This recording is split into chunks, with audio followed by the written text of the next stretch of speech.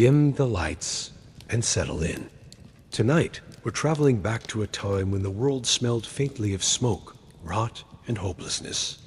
A time when death wore a hood, carried a scythe, and walked the cobblestone streets with confidence. Welcome to the age of the Black Plague. Between 1347 and 1351, nearly half of Europe's population vanished.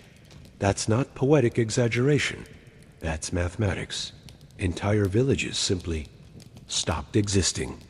But amid the horror, people didn't just hide and cry. They made rules. Strange, panicked, often ridiculous rules. Rules meant to keep them safe, or at least make them feel like they were doing something. So tonight, we'll wander through those forgotten laws and customs, whispered by candlelight and scrawled on crumbling parchment. We'll see how people lived, what they feared, and how they tried, often in the weirdest ways, to survive. So, take a deep breath. The year is 1348. The bells are tolling. And if you hear one ring 3 times in the distance, that's not for prayer. That's for another body. Let's begin. Segment 1. The arrival of the Black Death. Imagine living in a peaceful medieval town. The biggest drama of your week is whether the baker accidentally burned the rye bread again. You attend church, gossip at the market, and avoid stepping in whatever the horses left behind. Life is simple, smelly, yes, but simple. And one day, a ship arrives in the harbor. The sailors are sick. Their skin is blistered with dark, swollen lumps. And within weeks, everyone you know is coughing, bleeding, or dying. That's how the Black Death entered Europe in 1347, carried by fleas on rats, stowed away on trading ships. The disease spread faster than gossip, which, in medieval Europe, is really saying something. Cities like Venice and Florence were among the first to suffer. But at first, people didn't understand what they were facing. They blamed everything from bad air to divine punishment to, of course, foreigners. Medieval science wasn't exactly known for its accuracy. Soon, the panic gave birth to rules. Whole new systems of behavior designed to keep death out, or at least to make sense of it. One of the first was quarantine. In 1348, the city of Ragusa, modern-day Dubrovnik, issued a strange decree.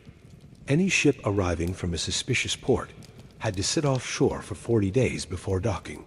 They called it 40 giorni, 40 days. Hence, quarantine. It was a clever idea, though probably not much fun for the sailors.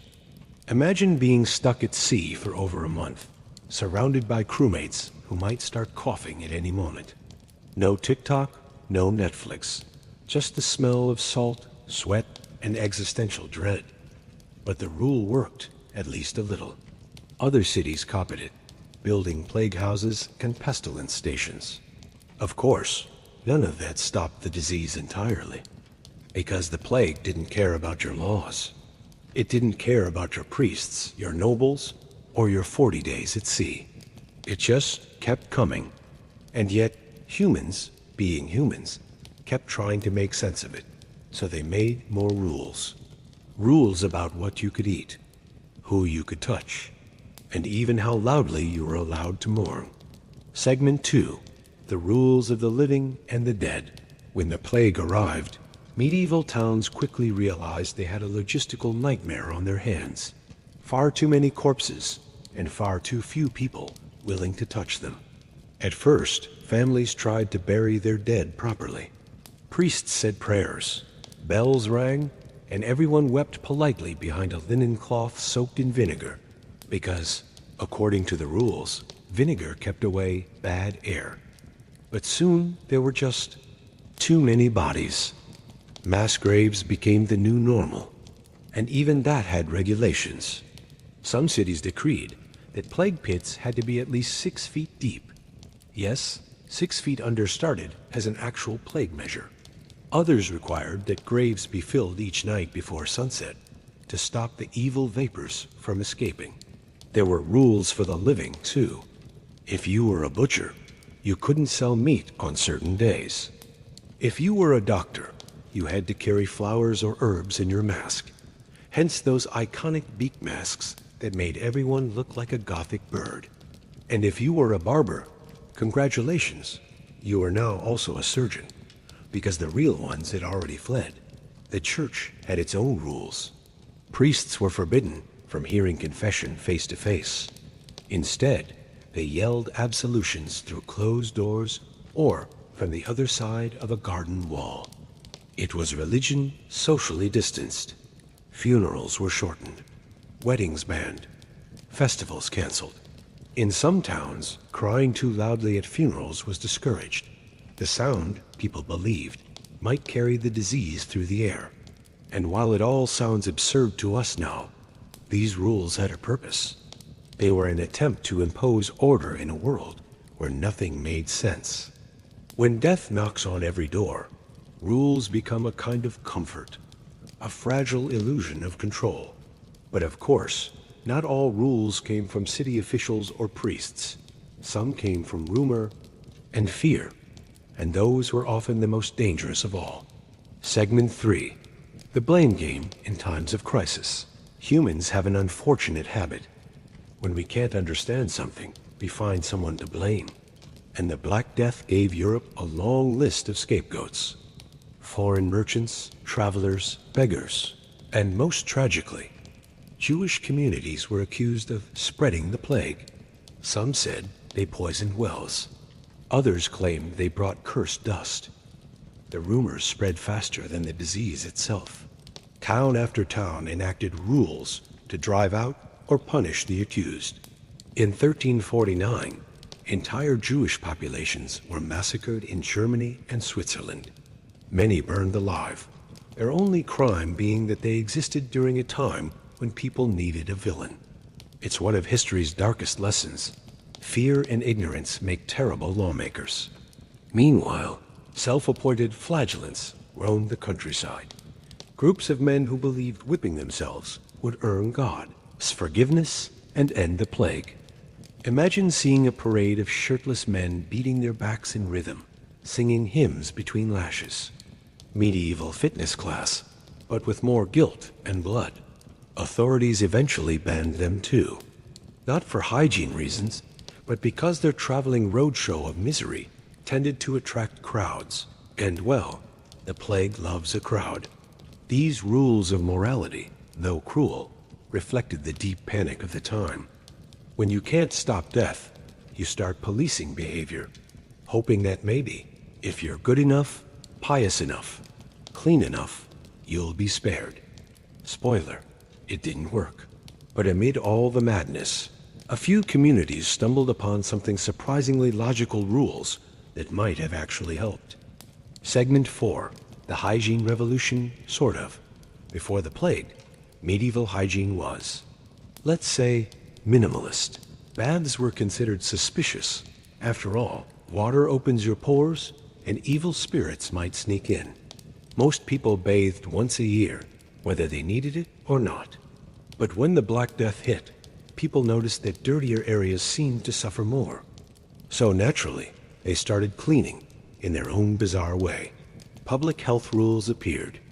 In Milan, city officials ordered infected houses to be sealed shut, with the living and dead trapped inside.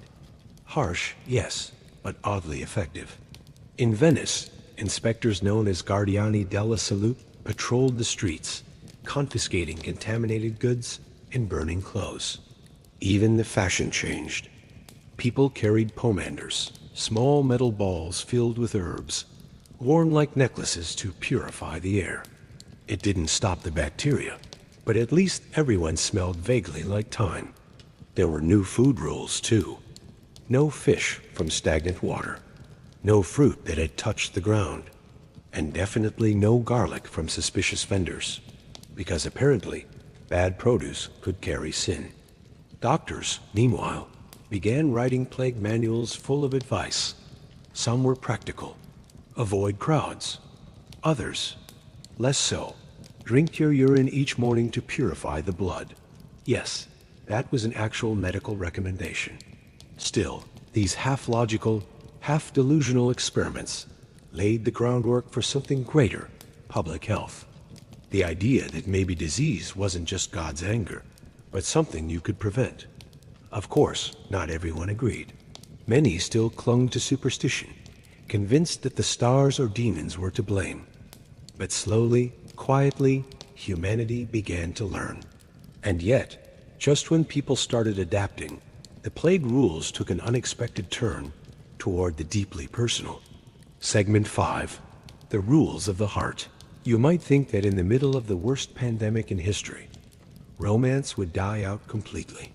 But no, medieval people were nothing if not dramatic. New rules of love appeared.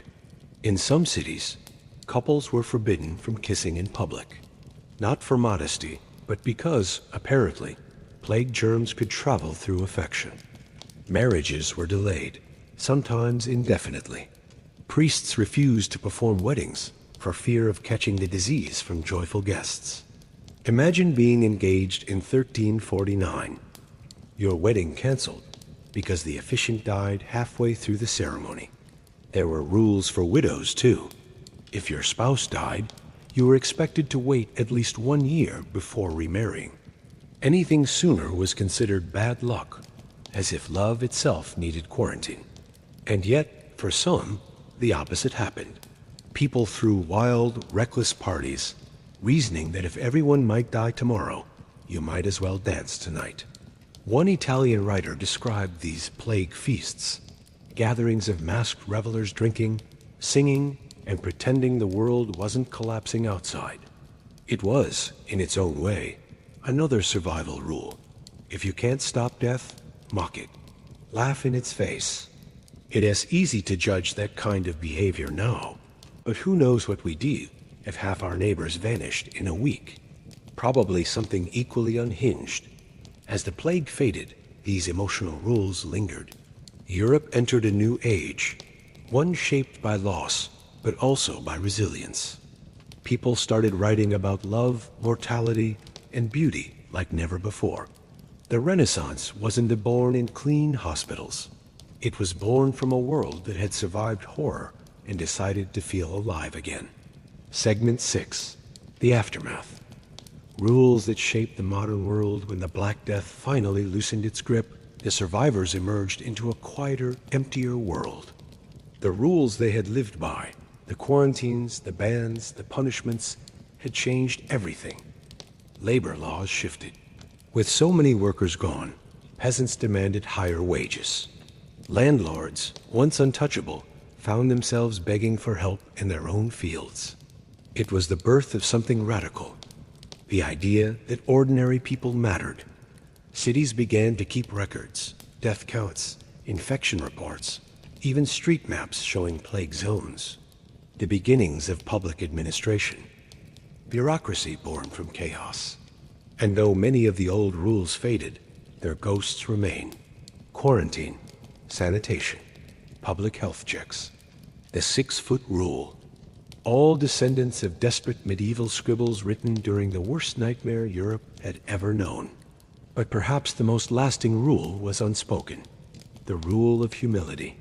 The plague reminded humanity that no matter how powerful we think we are, nature always gets the final vote.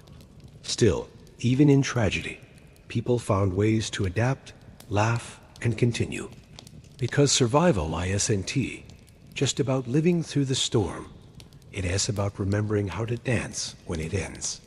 So tonight, as you drift off, imagine those quiet medieval streets.